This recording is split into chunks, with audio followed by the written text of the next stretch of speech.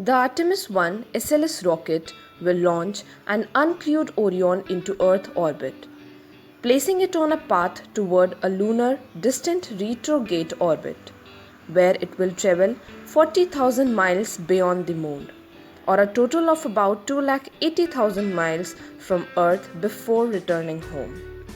This crucial flight test will demonstrate the performance of the SLS rocket on its maiden flight and gather engineering data throughout before Orion returns on a high-speed Earth re-entry at March 32 or 24,500 miles per hour.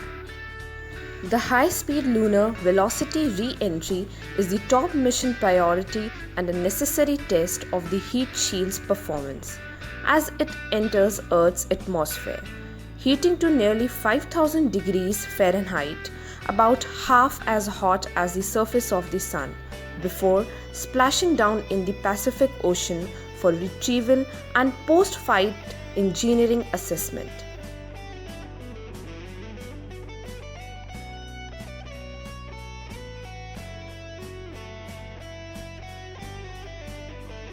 Gateway is a technology used for orbiting the Moon at a distance of almost 66,000 km.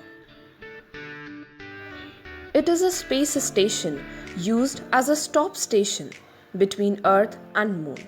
You can completely think of Gateway as an international space station orbiting Earth, whereas this will be orbiting Moon to perform scientific experiments and get to know about lunar surface.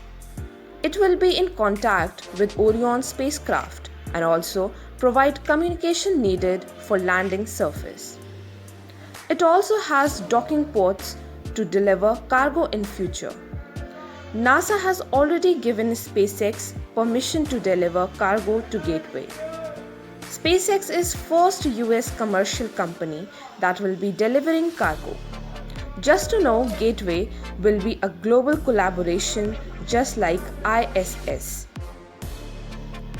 This mission will also deploy 13 CubeSats to conduct new scientific investigations and new technology demonstrations that will improve our knowledge of the deep space environment, while engaging a broader set of universities, international partners and private companies in lunar exploration than ever before on a single mission.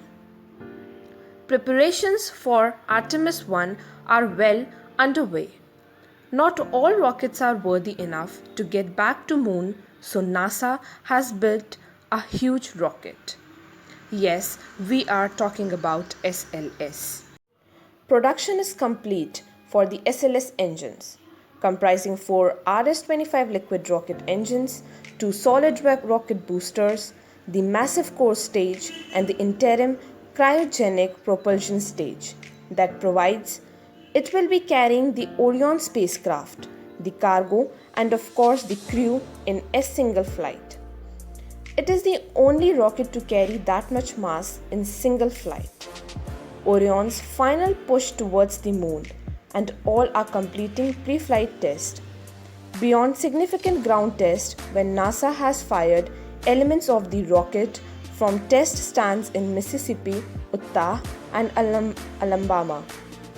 A fully integrated series of ground tests will take place at Kennedy Space Center before a final flight readiness review prior to the Artemis-1 launch. The Orion crew module for the Artemis-1 mission has been fully assembled, tested, and integrated with the European service module.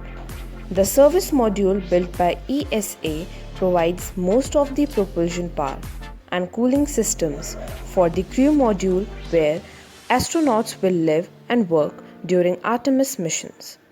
The integrated spacecraft successfully completed simulated in-space environments testing, verifying that Orion's systems will perform as expected during Artemis missions. Inside the world's largest vacuum chamber, the spacecraft was subjected to the extreme electromagnetic conditions and temperatures, minus 250 to 200 degrees Fahrenheit of space. The campaign was completed ahead of schedule, and the spacecraft has since returned to the space coast for final preparations ahead of integration with the SLS rocket.